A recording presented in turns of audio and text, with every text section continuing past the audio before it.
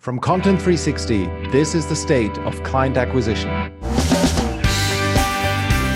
Welcome to the state of client acquisition. This is your host, Michael Bohannes. And in today's episode, I wanted to share my time travel back to my old self 4.5 years ago. And what do I mean by that? I started my business some 4.5 years ago, and you always think about these things. What would I have done differently? So given that I recently reached a really nice revenue milestone, I finally got through to these 20 to 30K months. Notably in March, I made 29K. And so I wanted to reflect on how could I have done this faster, because it took me quite a while to get there for many different professional and personal reasons. I'm not going to bore you with that, but I was thinking, what would I have done differently if I could go back in time and apply my learnings? So I'm going to be sharing 5 main lessons with you, and I hope that some of them will be applicable to you. And without further ado, let's get right into this week's episode. So today on top of the show, I would like to talk a little bit about a personal topic, and that is my journey to 29K months, which I reached last month, which is March 2021. And that's a big deal for me. I was always looking forward to hitting those 20 to 30K months. And just for perspective, I started my business back in 2016, and I was at $4,000 on average for the first 1.5 years. So that was a really slow start. I made a lot of mistakes there, and I wanted to share 5 lessons. If I could do this famous time travel back to my younger self, what would be the 5-7 lessons that I would give myself, and what kind of advice would I impart to myself? So I think many of them will be useful to you as well, wherever you are in your business, especially when you are starting out, when you are below $10,000 on average per month. Some of them might be really useful because they will be on the unusual side. Some of them I have not heard from other people. So those are really unique learnings. Okay, so lesson number 1 is, do you have a business or are you just doing gigs? I divide my business between the amateur period and the pro period. The amateur period lasted until August 2018, and after that I turned pro. And what was the big difference? Well, in August 2018 I stopped all my side hustles and I focused on one thing only. That was the main thing, Content 360, my business. Before that, I was making 2 mistakes. I was engaging in too many side hustles, and I was being a jack of all trades. I was doing all kinds of work, which was simply not building a core skill, not solving a key business problem for my clients. So I was doing all kinds of random things. And the problem with this is, of course, that I'm not building a core skill. I'm not getting better at anything in particular. I was a generalist and I was being paid accordingly. So the lesson is, do you have an actual business? Are you building towards something? And the main distinguishing factor here is whether you are solving one particular difficult, complex problem. Like now I have a business and I can tell by knowing that I'm solving the one main thing, which is helping clients and helping consultants and coaches and small B2B companies to get clients on LinkedIn. That is a huge problem, right? As many LinkedIn coaches as there are, this is a massive problem. Most people don't know how to do that even remotely. They only go by their network. They try to get referrals, but they dabble with content, but they don't know how to do it in a systematic way. So I'm helping them solve that. And I'm getting better at this every week, every month. I'm getting a little bit better at it. So this is now, I'm having a business. Before then, I was doing super diverse things, anything from creating Excel models for a startup's growth plan so that they could pitch to investors, to writing and designing a white paper on employee mobility. It was as wide as that. So that is the lesson number 1. Do you have a business or are you just doing gigs? So what would I do differently? I would say think from a problem standpoint. What problem can I help people solve, and then actively pursue those types of clients. And of course, I might have to accept a couple of gigs here and there, as long as I needed the cash. That's fine. When you are building a business, it's like when you're becoming an actor and you are a barista at Starbucks for a while. As long as it's not permanent, as long as you're only doing this to reach the next level and you're actively learning, then it's fine. So accept gigs only as long as you need the cash. So that was lesson number 1. Do you have a business or are you just doing gigs? Lesson number 2 is friends are great, but your network is worth less than you think.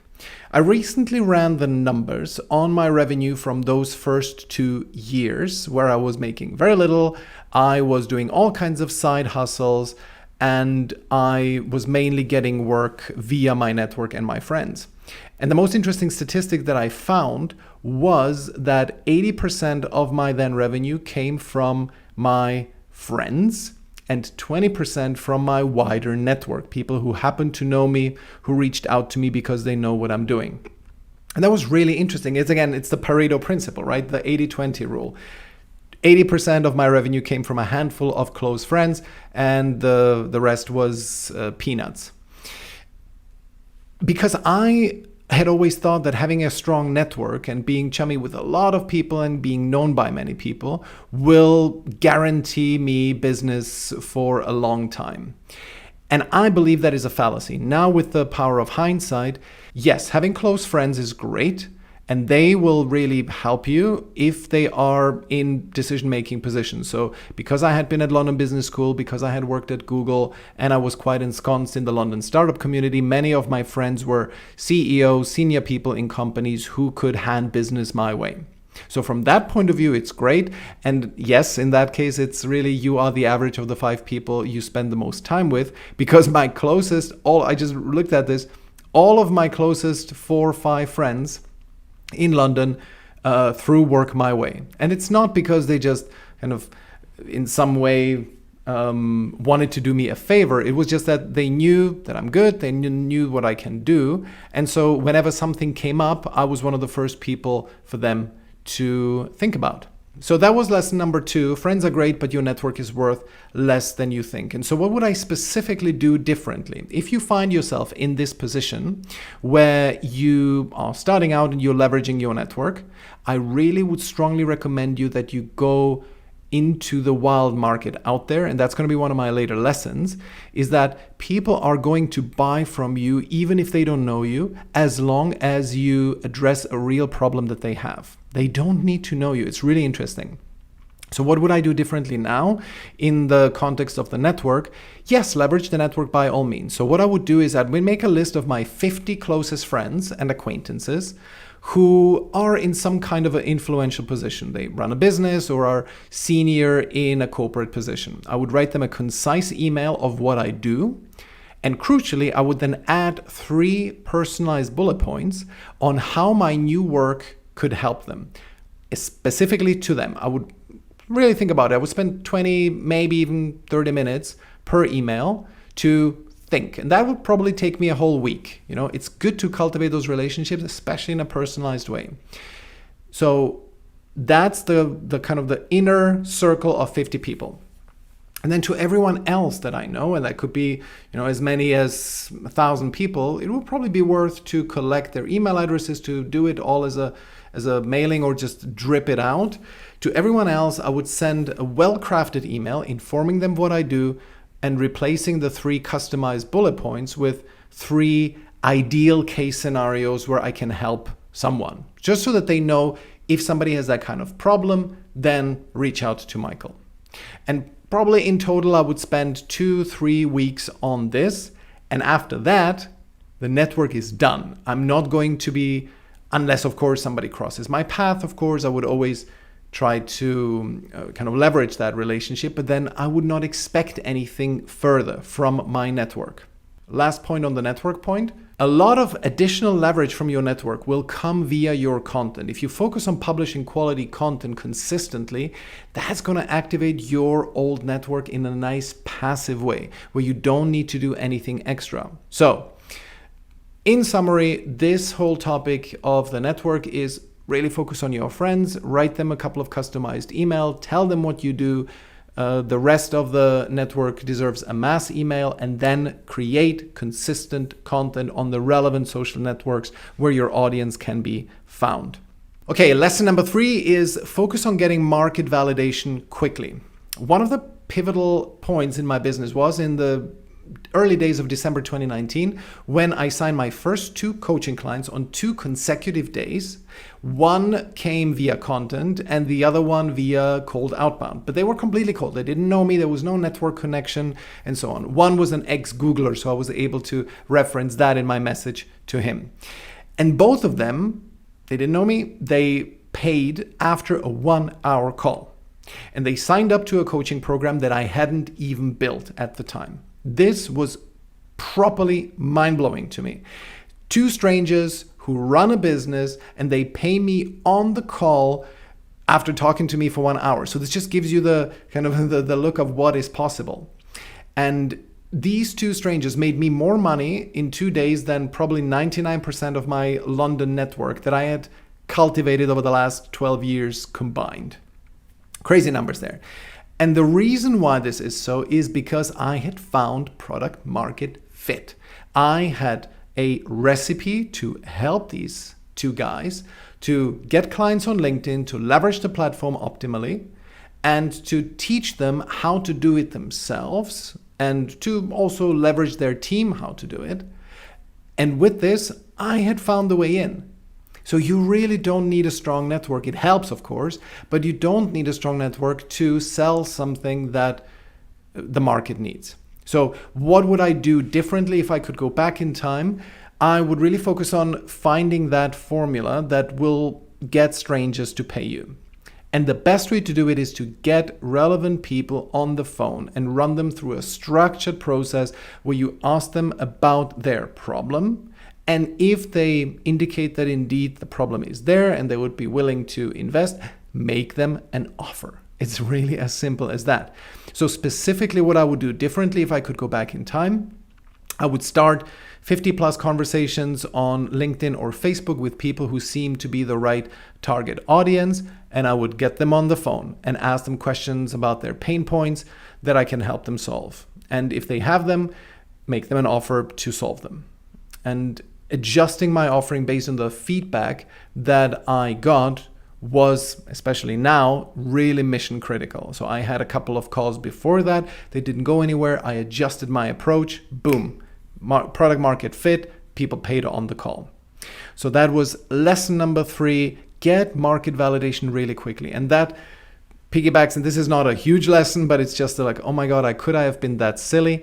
Let's call it lesson number 3B, so to speak, is don't waste your time building an elaborate website. Okay, it's really, you need a 1-page website that you can build in Wix in half a day, or have somebody to do that for you. Just simply put up a website that states a value proposition, a quick video where you explain what you do, and a link to book a call. The more you have, of course, in terms of if you have a couple of blog posts, maybe some client testimonials, sure, put that on there. That's fine. But do not spend more than one day crafting a website. If you have somebody else build it for you, 1 day. If you need to build it yourself, all right, fine. Just spend 2-3 days, really not more, because the stuff will change so much. Believe me on this. There's nothing, I even recently, because I started a new website, michaelbohannes.com, and I still had my old content360.com website, and I recently just shut it down, and I wanted to download the content, but honestly, I've moved on so fast that I just didn't want to bother with the hassle of having to download it, and there's some awkward, very techie stuff that I wouldn't have known how to do. I just dropped that. And so it's really spending so much time on the website as I did, and I think it took me easily 2 months of faffing around, and I drew cartoons for the website and so on. It was pure wrongness. So I strongly recommend that you don't spend much time on your website. That's point 3B. Get market validation. That's the main point. All right, lesson 4 is eliminate side hustles. And I know many people will not agree with this, but that's fine because this is my podcast, so I'm telling you what I think. But side hustles are absolute poison. Just to give you an idea, I cannot believe I cannot believe I actually did that. I started my business in late 2016, and in March or April 2017, I agreed to be an entrepreneur in residence for 2 months in Albania. I was there in order to advise local businesses. And it was an interesting experience. I enjoyed it and I met some really nice people there. But gosh, why do I spend 2 months being an entrepreneur in residence in Albania? It's completely random. So instead, what I totally should have done is to say no to everything coming my way and to focus on the business. Because anything you do as a side hustle that is distracting you from the main mission is going to keep you away from reaching those $29,000 months. I could absolutely have reached this within 6 months of starting the business. And it honestly was my goal. I wanted, of course, to make a lot of money. But I was just so distracted with all kinds of random other stuff that I just didn't take the time to really explore and to build the skills that I needed to grow the business. So I'm not against side hustles, by the way, when you still have a job.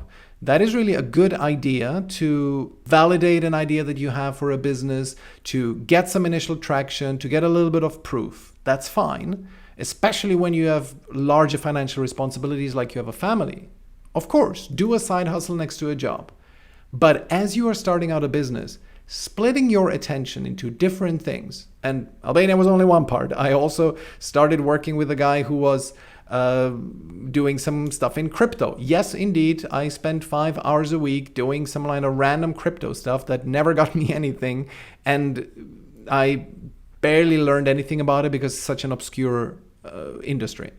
So the reason why, as you're starting out, splitting your attention is such a bad idea is because you stifle the learning in the most important area that you work in.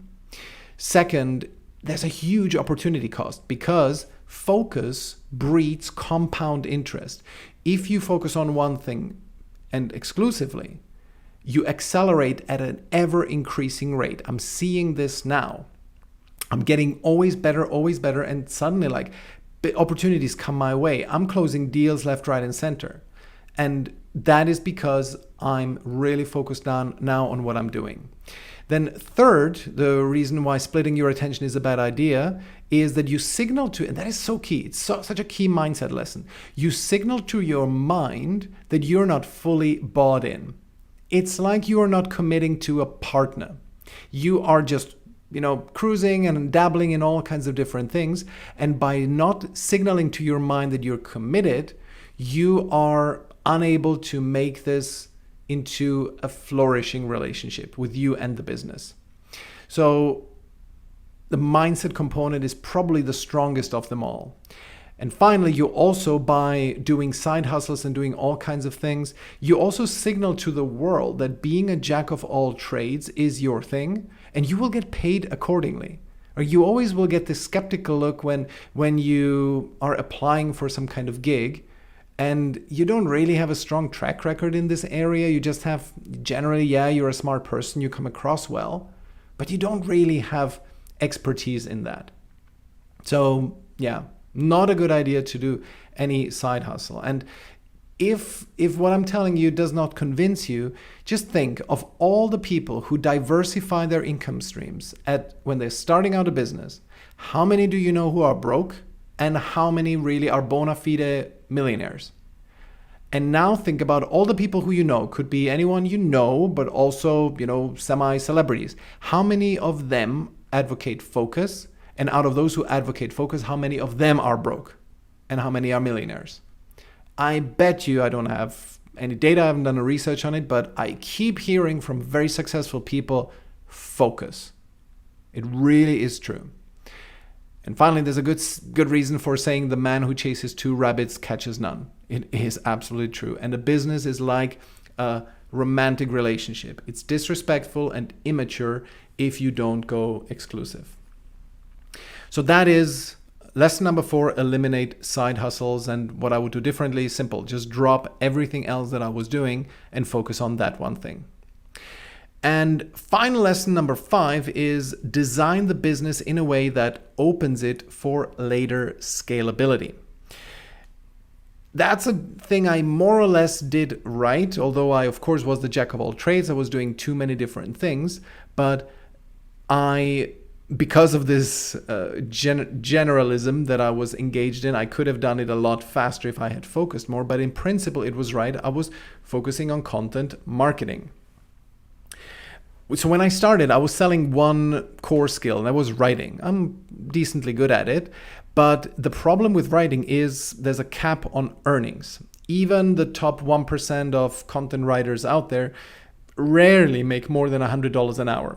And they're almost always sector specialists. They're medical copywriters. They are finance experts and so on. So it's really difficult to get past that with just writing.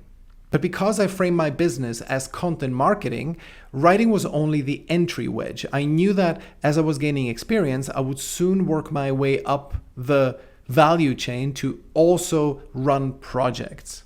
And then I could also go beyond executing and just do coaching work. So that worked quite nicely. And the reason that I was able to transition into coaching quite seamlessly was because I did work up skills in the content marketing space. I knew how to get clients on LinkedIn. I knew how to write good lead magnets and how to promote them on social media. So that is fine. But of course, I could have done it much faster if I hadn't been so unfocused. And so this has worked reasonably well. After 1 year of just writing and 3 years of doing projects, I was then able to close my last done-for-you client in May 2020, and I have been focusing on coaching ever since. So as you are creating your business, always think, how will you then scale it so that you don't have to constantly do the work? Is there a cap on your hourly earnings?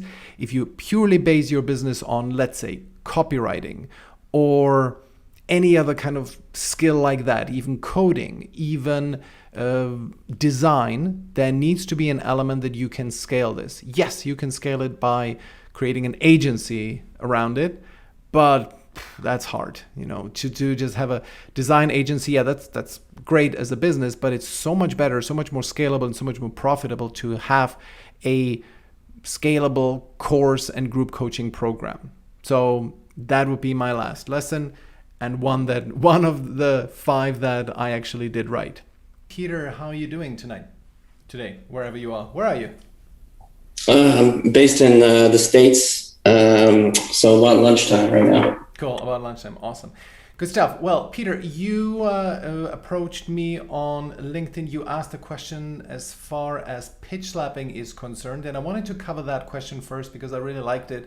It made a lot of sense in the context of my post. So just to give a little bit of context to my post, it was a survey that I had made about pitch slapping, because I was wondering, there is this hypothesis in the world of LinkedIn prospecting that when you pitch slap people, when you just start a conversation and you just present people with an offer, that you are burning future bridges, right? So that there are simply not enough people in the world. And there are enough people in the world, but when you just go and spray and pray people with your offer, that all of those people who will say no to you, then the relationship will have been burned. And I myself used to propagate this message, this thesis, quite considerably. I was very much in favor of that. And then I actually thought, well, it's a little bit like conventional wisdom here, and I wanted to put it to the test. I wanted to see if this was actually true. And then I ran this poll and I asked, hey, is this really like that? If somebody pitch slaps you, sends you an offer right after connecting, would you then, assuming that you then see them posting relevant content, quality content, and they approach you then in another way, more personable, would you hold their initial pitch slap against them? Or would you probably most likely have forgotten about it, right? And I was very surprised about the result. There's some 220 people, I believe, by now responded. They took the poll. And the results are 65% of people say either that they would have forgotten or that they would forgive them for the initial pitch slap. And only some 25% or so said that they would hold it against them and never do business with them. And 10% said something else. And I found that really interesting because it absolutely disproved my hypothesis. I'm of course against pitch slapping per se, but I see I cannot use the argument anymore that says you cannot do this, you cannot do the pitch slap because people will resent you long term. That simply is not true. And especially with the type of approach that I recommend on LinkedIn, which is very much, it's still kind of goal oriented, but it's not a pitch. So what I recommend is that you start a conversation and you ask a question. And that can be automated to a point, especially the first question. It's okay to ask that. You will not get a huge amount of responses, maybe 10%, but still that helps you to qualify out the people who are most likely to be working with you because they will answer and they will respond to you in the first place. So that is the preamble to your question, Peter. Would you like to quickly rephrase it the way you asked me? Yeah, I just wanted to see if you were to lead in with not just the question that you were talking about, but really about, the industry problem. So being able to lead up front with industry expertise and a problem that really sets the stage for the rest of the conversation. So more problem-centric, more, problem-oriented, but then with that question. So asking an illuminating question and then getting right into the problem. Yeah, exactly. So I think that is a very good approach. The one thing that is really important that you don't forget as you are doing this is that you need to build initial rapport. And there, it's really key that you do something that is not immediately talking about business, and especially about the area of business where you are in. So I have these 3 phases in a LinkedIn conversation that will most likely get you to book a call. And just to give you a bit of an impression of numbers, so when I do this completely personalized manual, zero automation used, then I have a 52% response rate, then a 33% of the conversations then turn into business conversations, and about 10% of the total first messages sent turn into a call, somewhere between 8 and 10%, 8 and 12, somewhere in that ballpark. And I've only met one person who slightly is better than that, but he does a slightly different approach. But those are pretty good numbers. So I would claim that probably given this personalized approach, is probably top of the market out there. So, okay, so to your question, problem. Should we go into problem exploration? The process is the following. First, build rapport, then do an exploration and really go into the topic of where they have a problem in their business. And then once you see that they have a problem in their business that you might be able to help them with, suggest a call using the words, hey, this sounds like something that I might be able to help you with. Would you like to jump on a quick 15-minute call to explore? This is how you get a stranger to a call, right? It's only very humbly saying it might be something I might be able to help you with. And then you offer a very quick, low commitment exploration call. If you are in a industry such as mine that is very dominated by rogue players, I sometimes also mention that, hey, I'm definitely going to pitch you in this call. I just want to explore a little bit. So I'm going to say no pitching, promised, and a smiley face. Okay, so that is the stage. Rapport, exploration, and then close. And during the exploration phase, it's absolutely okay to dig into the problem that they might have.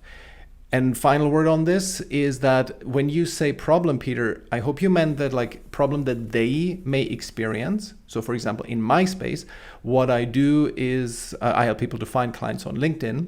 And so I ask them something about, hey, I looked at your business, looks great, looks really interesting what you're doing there. I saw the testimonial, so you obviously know what you're doing. You've been doing this for only 7 months. Are you still using your network, or are you already getting clients via different methods, right? So I'm opening up the conversation in a broad way. I signal to them that I care about what they have to say. I care about what they are doing. And so I'm personalizing, and I'm not just asking a templated question. And I give them a small compliment about it, right? And so this is then the part where you can get into problem exploration.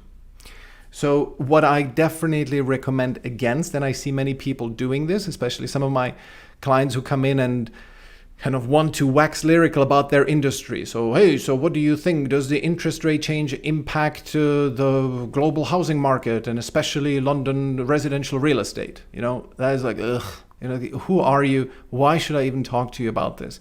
These kind of problem questions that are so global, like the macro problem question, I really recommend against them, because few people will probably engage, especially few people who are successful, busy, who you want to have as clients. They will not engage most likely, and you may then kind of burn that relationship. If they don't respond, then they will also not respond later. So you kind of have one shot here. Okay, cool. Does it make sense, Peter? Yep, sounds good. Awesome, good stuff. And then finally, a young gentleman who goes by the name of Success Hezekiah is asking, how do I build a personal brand on LinkedIn? And he's a young guy. He's a high school student who wants to get into marketing, social media marketing, and so on. So he's asking, how can he build a personal brand? And the answer is useful to him, but also to anyone who is more or less starting out on LinkedIn, only have a couple of hundred connections, and you just want to make a name for yourself in one particular area. Especially in the beginning, just be useful. Don't think much about a personal brand. Just provide valuable information and be out there, connect with other people, comment on their content, and start to be known for something. Like, this guy knows a lot about lead generation. This guy knows a lot about Twitter marketing. Like, have one small slice that you occupy that you know more than 90% of other people, and then slowly work your way up there so that you know more than 99%. Once you have done this for a couple of months, I would recommend that you start with getting a couple of graphic elements in place. I mean, if you can do it right up front, that helps, of course, but don't worry too much about it in the beginning. And what I mean with graphic elements, just have a visual language that is you, that is recognizable as you. So that means, of course, a logo, that your color scheme is always the same so that people can recognize you. If you look at my content feed, whenever I post something that has an image to it, I create the image in PowerPoint, and it always has the same color, it always has the same font, it always has the same visual language, and that makes me recognizable. Of course, all the videos have the color is there as well as the logo. So I think the topic of personal brand is important. I'm not one of those personal brand bashers. I very much believe in it, but especially as you're starting out, really focus on adding value. I know it sounds trite, I know it's overused and everybody says that. Sometimes the reason why everybody says it is because it's true. So that would be my advice for building a personal brand on LinkedIn. And with that, I hope you got some value out of this, and I wish you a great rest of the week. And I'll talk to you next week, next Tuesday. The State of Client Acquisition is a Content 360 production. Music by Gavin Knox-Grand. To sign up for alerts and to submit written and audio questions, go to stateofclientacquisition.com. Unless I announce it otherwise, the live podcast is recorded on Wednesdays each week at 7 p.m. Central European Time. That's 6 p.m. UK time, 1 p.m. Eastern, and 10 a.m. Pacific. And you can always join by going to www.talktomichael.com. That's Michael without an E. But if you sign up at the podcast page, you'll get the link in an email each week. I'll talk to you in the next episode.